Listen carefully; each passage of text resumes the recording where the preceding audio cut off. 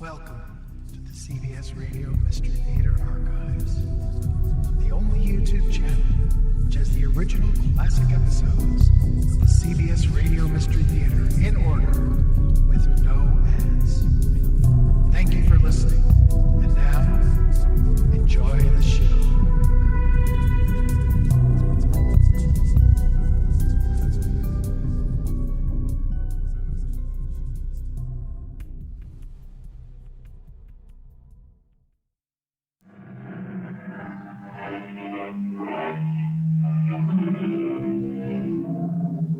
Come in. Welcome. I'm E.G. Marshall. A shocking crime has been committed. As the Bard himself might put it, murder most foul. After an extensive manhunt, the culprit is apprehended. He turns out to be a quiet, almost meek family man who could very well be your neighbor. As a matter of fact, his neighbors are hard put to believe it. Him commit murder? Why, he isn't the type. Which raises the fascinating question, is there a type? Now, what was stolen, ma'am? A pair of spectacles, sir. Mm-hmm. And you're telling me someone broke into the house, which is filled with valuables, and only walked out with a pair of glasses? Yes, Lieutenant. And what are they worth, those glasses? $32. I see. But they must be worth more than that to the thief. Else why risk prison if he were caught? Is there something special about those glasses? Obviously, Lieutenant. Obviously.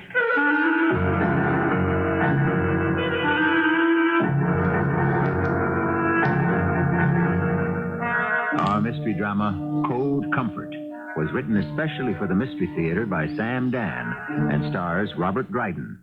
I'll be back shortly with Act One.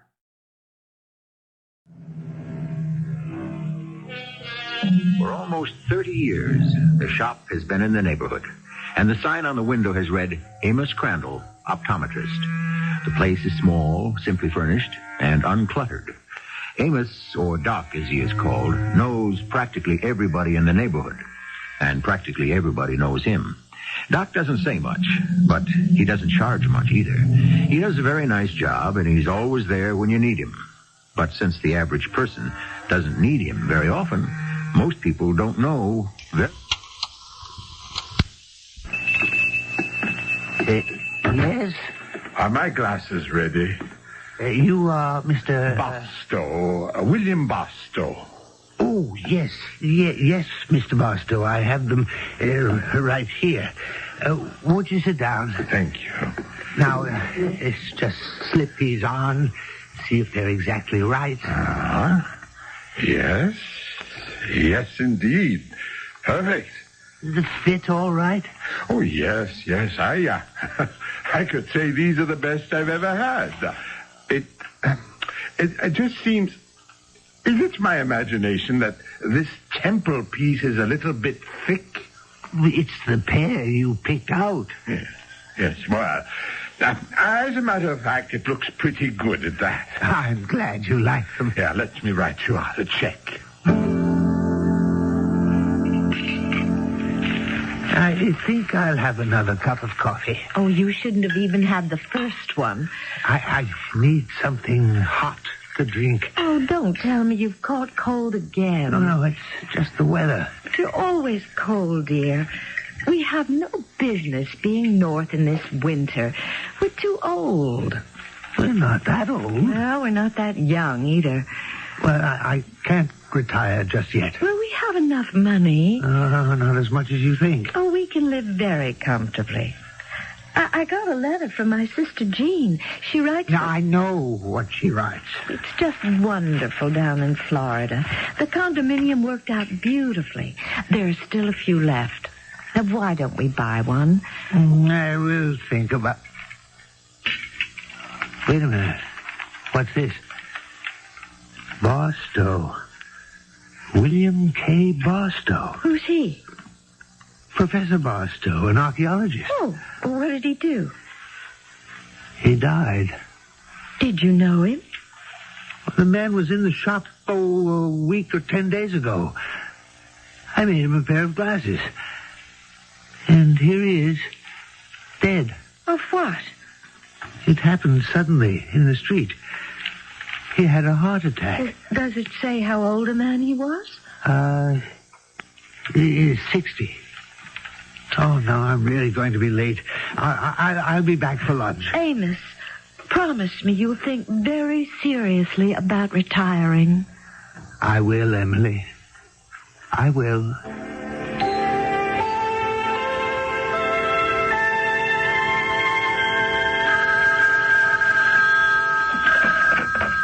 Yes? Who? Did he set up an appointment? It's okay. Tell him to come in. Yes, now what does he want? Mr. Trent? Yes, step inside, Amos. Close the door. Thank you. Sit down. Thank you. Now, what's the problem? The problem? Yes, let me have it. Well, there isn't a problem exactly. I mean, Mr. Trent, my wife wants me to retire. Retire? Yes, sir. Retire? Well, that's a new one. I never heard of anybody around here who ever retired. Well, there comes a time. You reach a certain age. Oh, yes? Well, maybe. But I don't know of anybody in this organization that's lived long enough to reach it. I have. You? I got old, Mr. Trent. Old? You're only 60. That's old. I guess I'm an old 60. I was a prisoner, you know. Yes, it was before my time. A POW. It was a bad winter. I nearly died. Amos, did you come here to tell me some war stories? They say it was the worst winter ever in Korea. The arthritis, the rheumatism, they never left me. I've been cold ever since. My wife knows I'm having a hard time, and so naturally she wants me to retire. To move down to Florida. That's what your wife wants you to do. But what do you want to do? Well, the truth is, I guess I do too. What do you think, Mr. Trent? I don't know. Maybe you think you can hand me a line like this so we'll offer you some more money. Oh, no, Mr. Trent. Well, we are being very generous as it is. Now, you have to admit that. Oh, yes, absolutely. And considering the fact that we wouldn't have to pay you anything at all if we didn't want to.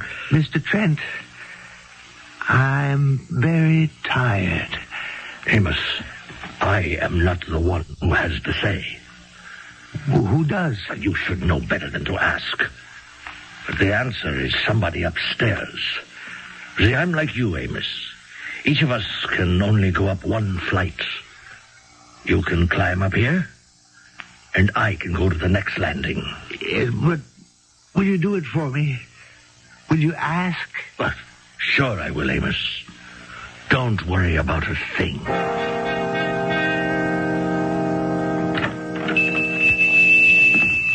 Mr. Trent, do you have news for me? Yes.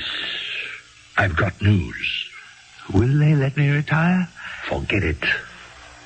You mean they turned me down? I didn't even ask. You didn't even ask? You came in to see me the other day. You were so upset that you just couldn't think straight. But you promised me you'd ask. Well, I had to humor you, Amos. Go up and ask for permission to retire? That's all you'd have to do. Right away, they'd start thinking, why? Well, I just want to get away from everything and relax. Maybe get warm. Look, I did what I was told for almost 27 years. I did a good job, too. You had no choice. Now, I am your control. We both know what is in your record. Now, you were taken prisoner the first week of the Korean War, Captain Amos Crandall. And from that day on, you played ball with the enemy. Look, Mr. Trent, I had no business being called back. I wasn't fit physically. I'd been wounded 6 years before in France. It was not right for them to call me back. I needed the pills. I needed the special protein. I would have died. There is no point in telling me about it, Amos. You spied on your friends. And because of you, an escape attempt was foiled. 6 men died. Your fault. No, it isn't true. I tried to warn them not to go. I really tried. We have all that information. The statutes of limitation on treason never expire. We need you to continue serving, Amos. I've given you everything I have. We'll be the judge of that. Now look, Amos. I stuck my neck out to do you a good turn. Let's forget about retiring, shall we? I'll tell you why I'm here. This is the pair of eyeglasses you mailed to your Pacific contact? Yes. He just sent them back. Why? They're empty. Well, that's impossible.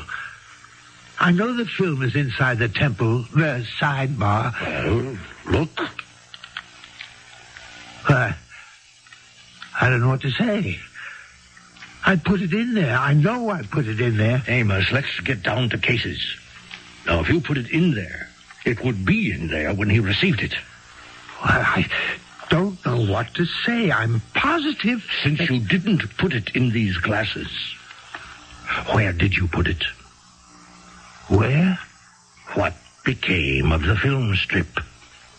Well, this is a model number 18. I may have... Did I make up another 18? Just let me look at my book. I may have... wait. Here. I see it. I know what happened, Mr. Trent. Yes? It only proves what I'm trying to tell you. I'm getting tired. Careless. Just tell me what happened. It was the day before. I made up 2 pair of glasses, identical frames, and I somehow put the strip in the wrong one. Which one was it? I made them up for a Professor William Barstow. Well, get them back. I can't. Why not? He's dead. Well, that should make it easier. Why? They didn't bury him with his glasses, did they? How can I get them? There is nothing to it. You go up there, ring the bell. Tell whoever answers you're the optometrist. You understand? Just say there was a mistake. You gave him somebody else's glasses. Yes, but don't you... It's clean and it's simple.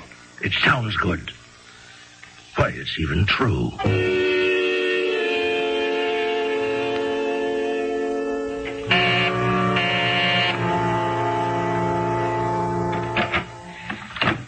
Yes, what do you want? How do you do? My name is Crandall, Amos Crandall. I'm the optometrist. That is, I have my shop a few blocks from here. Well? About a week before he died, Professor Barstow had a pair of glasses made in my shop. And? You know the ones I mean? Yes, I know the ones you mean, the new ones. Well, would you happen to have them? And suppose I did? I would like you to give them back to me. You would? Why? Well, you see, they're the wrong ones. Are they? Yes, I gave Professor Barstow another gentleman's pair by mistake. Did you? Yes. I would like to have them back. And here are the ones intended for the professor in exchange. I know that he won't be able to use them. It's just that we have to keep these things straight. We do. Well, yes. May I have them? No. No. You may not have them. Good day to you. Well, madam, Sir, if you don't leave the premises immediately, I shall telephone for the police. Now, what does go on in that optometry shop? obviously more than meets the eye. Our hero, Amos Crandall, known as Doc, is evidently employed by foreign agents. But does this woman know that? How? And why should she refuse what appears to be a most reasonable request? For enlightenment, I suggest the second act shortly. According to the ancient philosopher, the bravest may be those who have the clearest vision. Perhaps. Today, we can say that the clearest vision may be achieved by those who have the best-made spectacles. We are dealing here with a maker of eyeglasses, but evidently, he's not seeing things too clearly at the moment. I told you I would notify the police if you continued to make a nuisance of yourself. But, madam... Do not call me madam. I am Mrs. Maggie Traynor, the late Professor Barstow's housekeeper, rest his soul. What I'm trying to say is that I gave him the wrong glasses. I merely wish to exchange them, that's all. That's all? Absolutely. Sir, what is your game? My game? In the first place, you're lying. Now, why would I lie about a thing like this? You tell me. Why do you say I'm lying? You claim you furnished him with the incorrect pair of glasses. Yes, that's true. Well, how would you account for the fact that he came home that night with a spring in his step and a twinkle in his eye? Unusual for him, I would say. And so I inquired of him, Professor, is this a holiday? No, he replied. Well, I pursued the matter further. What is the cause for this rejoicing? Do you know what he said to that? Do you? No. He said, I have never seen things so clearly. Have you had a revelation? I asked. No, he replied. I have finally obtained a pair of decent spectacles. Well, now, sir, what do you say to that? Well, I'm only trying to tell you that... Yes, and you are trying very hard. But regardless, I cannot believe you. Well, why would I want to lie about a thing like this? You search your own conscience for the answer. Now, please. You appear to be a reasonable woman. I am not a reasonable woman. I am a loyal woman. There is taking place an inventory and an accounting of all his property. The man died without a chick or child of his own. Until the state decides on how it's all to be disposed of, I am the guardian. Not so much as a single speck of dust on his desk shall be touched until I am relieved of my responsibility. Now, this discussion has endured much too long. Yes, but you don't understand. I need those glasses. Very well. Proceed in the proper manner. Present yourself at the Metropolitan Bank and Trust, which is the executor of the estate, and register your claim. But I am sure they'll consider your request, provided, of course, it's legitimate. Now, sir, I've taken up far too much of your time, haven't I? What do you mean she won't give you the glasses? She says go to the bank. On the face of it, Mr. Trent, it's a very legitimate position for her to take. Do you want me to go? No. But it's the only way. It isn't the only way. I don't understand. You don't have to. This doesn't concern you. I told you before, I'm getting too old for this. Don't say that, Amos. Nobody gets to be too old. Well, what can I do? I'll keep on being young, Amos. You must see the spot you'd be in if I had gone upstairs. First, you ask to retire, which starts all kinds of bells ringing. Second, a thing like this, well, people have been eliminated for less. Mr. Trent, you wouldn't do anything like that. In the ordinary way, we never do. Our hands are always clean, Amos. We just make sure certain documentation concerning your past activities is made public. Nature takes its course. Now, you wouldn't want that to happen, would you? What do you want me to do? Well, exactly what you're doing now, Amos. But do it better. What are you going to do about those glasses? I've already told you. It doesn't concern you.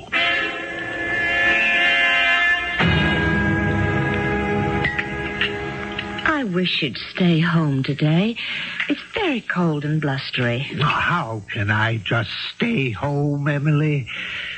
I can't just give up on everything and retire. Retire doesn't mean giving up. It means, well, it should mean that you're ready for something new. Yes, but I have an obligation to my customers, to the neighborhood. Oh, well, somebody was here to make glasses before you came on the scene, dear. Somebody will be here after you're gone. Now, look, Emily, when the time comes, I'll retire. And when will that time come? Well, do we have to talk about it all the time? No, we don't have to talk about anything. I'll just read the comics. Emily... Oh, forget it. No. I just wish that... Oh, look, well, why is this name familiar? What name? Barstow. Oh, I remember. You made him a pair of glasses, and a little while later he died. Yes, but so what's in the paper? Well, it says here there was a robbery. His housekeeper, a Mrs. Maggie Trainer, reports that the place was entered last night while she was out visiting her sister. Was anything taken? Well, I would assume so. She's going over the list right now with the police.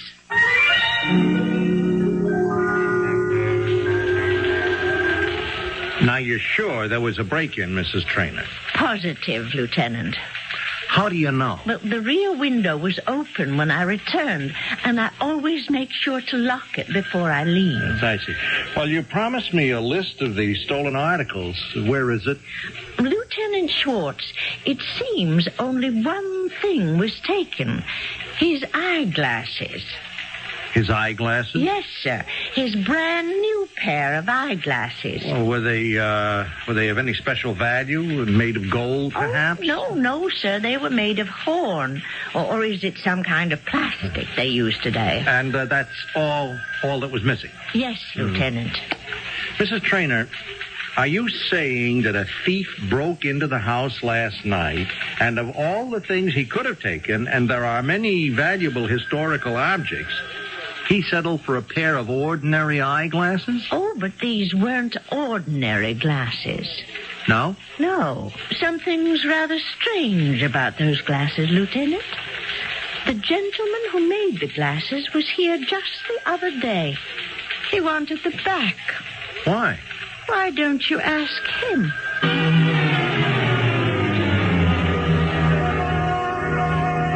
You see, Lieutenant Schwartz, I had given them to Professor Barstow by mistake. Yes, well, Mrs. Trainer tells me that Professor Barstow claims they were the best pair he ever had.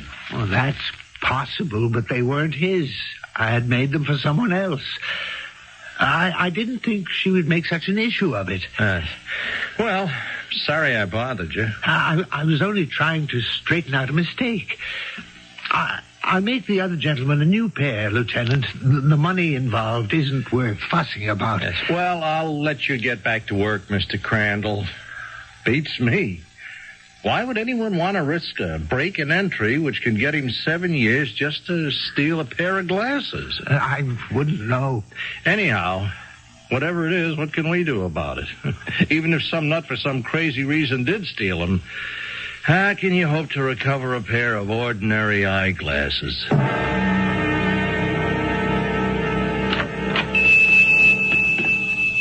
Oh, it's Mrs. Trainer? Do not pretend you had forgotten my name, Mr. Crandall. What can I do for you? You can return Professor Barstow's glasses. Now, where are the glasses? I don't know. The other night, you broke into the professor's apartment and you stole them. What? I did not. Then you had it done for you, which comes to the same thing. Madam, This time it is you who is causing a disturbance. A legitimate one. And this time it is I who can call the police. Mr. Crandall, the fact is you have a reason for stealing those glasses. I want them back. Mrs. Trainer, I give you my word I know nothing about it. Why is it so important for you to have those glasses? Please. What is your motive? Indeed, sir. Who are you? Who am I? Well, you see my name on the window. I will run this thing down, sir. I will go wherever it takes me. Depend on it.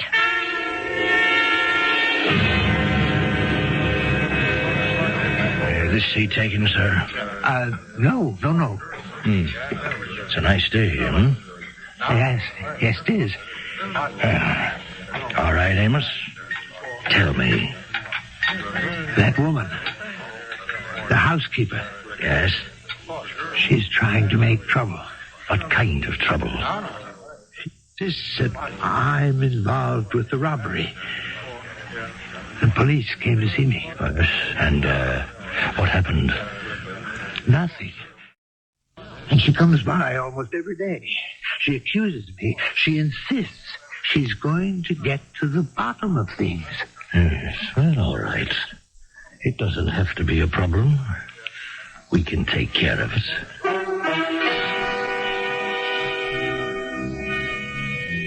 A most efficient gentleman, this Mr. Trent. When he decides to take care of a problem, we know it'll be done in a most effective way.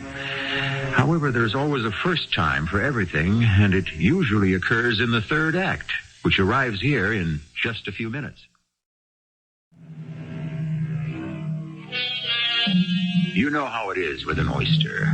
Man or nature introduces a grain of sand inside the shell, and the resultant irritation may produce a most lustrous pearl. We have something of the sort here.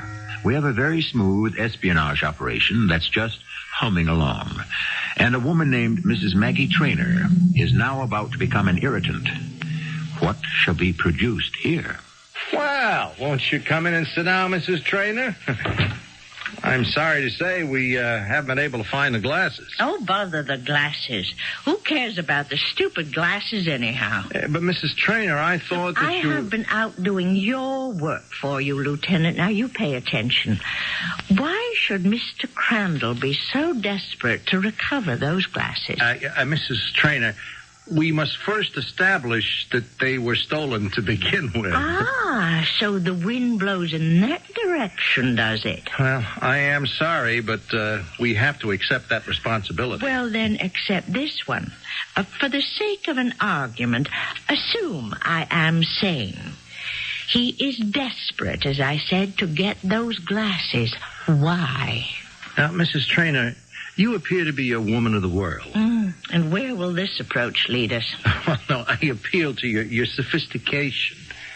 Now, we have here a pair of spectacles worth at most $30 or $40, huh? $32.50 tax included. I have the bill. Well, and you prove my point. To the best of my knowledge, you haven't made one. Well, it is this.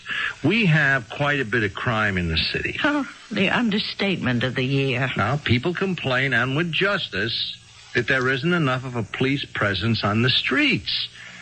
Now, let's have a sense of proportion here. Well, would you rather I spend my time trying to unravel the mystery of a $32 pair of glasses, or that I should devote my efforts to more serious crime? Huh? How do we know how serious a crime this one may be? Oh, Mrs. Trainer. Who is Mr. Amos Crandall?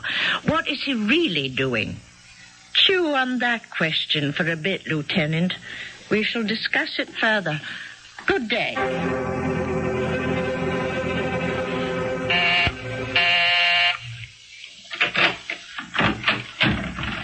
Yes?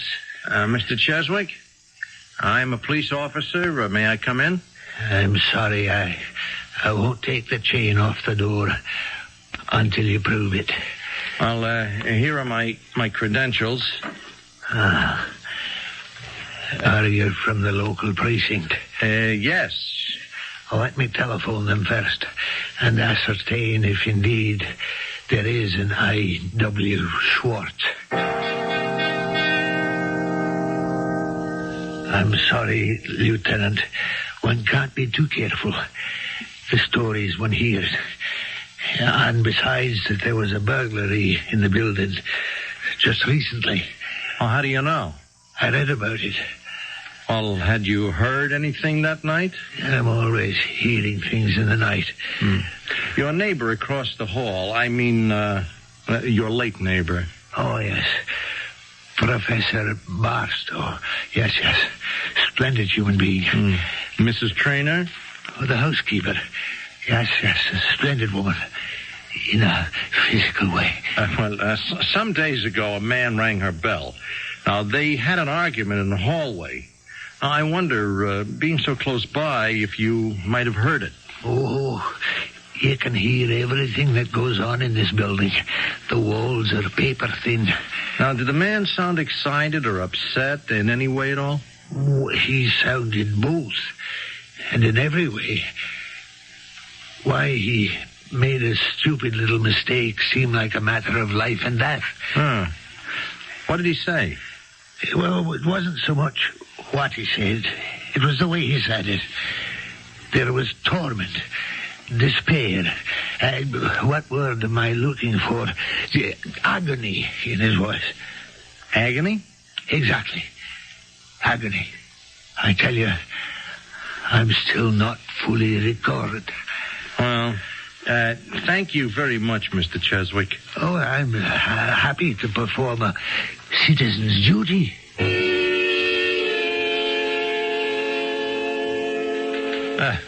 What can I do for you now, Mrs. Trainer? You could start doing what you're paid for. I understand you spoke to Mr. Cheswick. Yes, ma'am. You wanted, of course, to gain another perspective on the hallway interview I had with Mr. Crandall. And? Well, you were right. He was extremely disturbed. And therefore? Well, I'm not sure. The fact that I have a disturbed optometrist is hardly grounds for an investigation. I spent my own money. I hired a private detective. It cost me $350 for 2 days' work. Well, off the record, what did you find out? Amos Crandall has been in business at the same address for some 27 years. He's a reserve officer in the Army. He served in World War II and Korea. In Korea, he was a prisoner of war for almost 3 years. And what else? That's all. Well, that's a lean return for all that money. I know. And I can't afford to continue at these prices. You have the facilities, the manpower. But I don't have any reason to do it. Oh, come, Lieutenant Schwartz. You mean you're not even curious?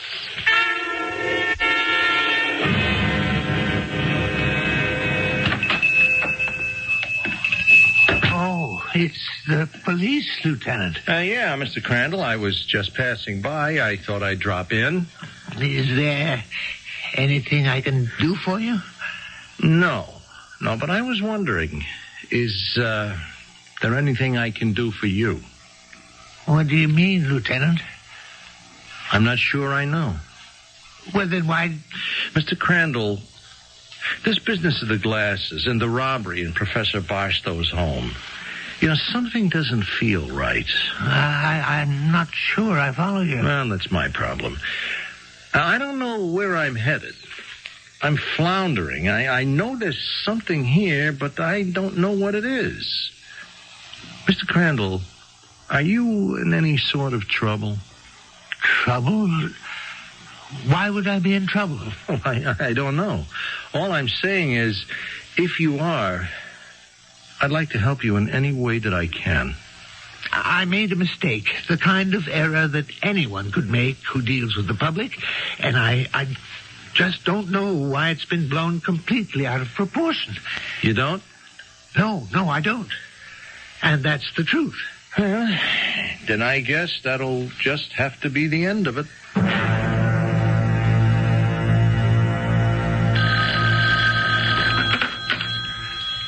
Hello? Amos? Yes? Amos, you were right about that, Maggie Trainer. Was I? I've been tailing her. She keeps running back and forth from the police station. She's going to keep muddying the waters. Yes. Poisoning the well. Who's that on the phone, Amos? Oh, Emily, it's a customer. She has to be taken care of, Amos. And the sooner the better. Do you really think so? Oh, definitely. I just want you to know she won't bother you anymore. Goodbye, Amos. How can he say that? She'll bother me for the rest of my life. What did you say, Amos? Huh? Oh, nothing. You see, you're starting to talk to yourself. You're working too hard. People calling you at night? Well, why can't these things wait till morning? Emily, it was very cold there in the winter. Amos? It was a very wet kind of cold. It would seep inside your bones. It would freeze the marrow. What are you talking, Amos? Well, it was a long time ago, but I remember every day, every hour, every minute. There was no escape from the cold. No place that was warm. Unless you were willing to do certain things, certain secret things. Do you understand, Emily? Do you understand? Yes. You have no idea what a man will do for a cup of hot soup. Weak, watery, tasteless, but hot. Well, that was the beginning. And I don't remember everything. I don't want to remember. All I know is it was very cold. Excuse me. Amos, where are you going? For a walk. In the cold? The cold doesn't bother me anymore. Emily, no more. Well, what are you looking for, Amos? It's your revolver. Yes, dear. Oh, no. I won't let you do it. I won't let you go out. I'm sorry, dear. Look, I'm your wife. You can't have any secrets from me. Darling, you can only share the life we've had together, not the one I led before we met. Please, Amos. Emily, believe me and trust me.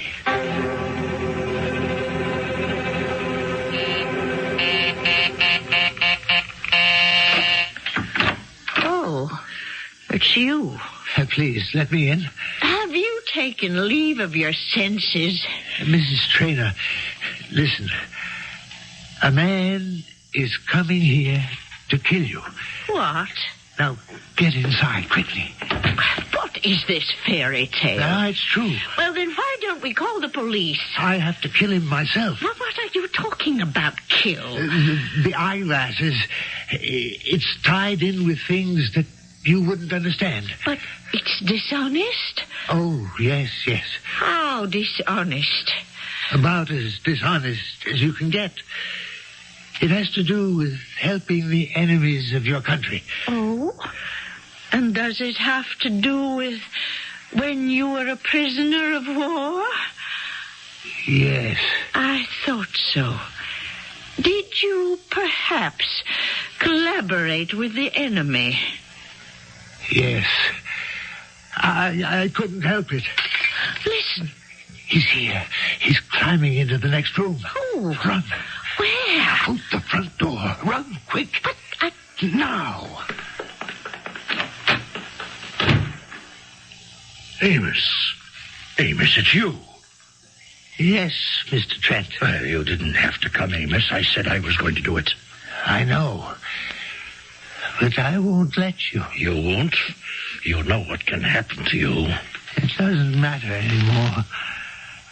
I'm so cold all the time. So it's all over, Mr. Trent. If that's the way you want it, sure. The police are coming. Don't move. You think you can shoot me, Amos? If I have to. No, Amos, you can't. I can look in your eyes. You can't move. You're scared. Don't reach for your gun. Why not? You're not going to do anything about it. Tom! Eddie! A man's climbing out that window! He's got a gun! Don't let him escape!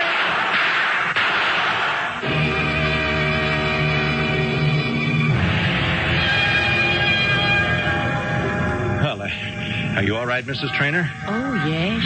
Yes, I'm fine. Thank you, Lieutenant. Well, thank you, Superintendent Mr. Cheswick here. My dear, I heard someone ringing your bell as if it were the call to judgment. He shouted someone was coming here to kill you. So I didn't wait. I called the police. Mr. Crandall? He's dead. This one killed him. Oh, It was an espionage ring. I know. How do you know? He told me. He saved my life. Does the truth have to be published? Well, in cases like this, the truth is always what'll do the least harm. Well, could he just be a man passing by who tried to save someone's life during a robbery? Well, I don't see why not. You better get inside, Mrs. Trainer. It's a very cold night. Yes, the cold. That's how it began, and that's how it ended. In the cold.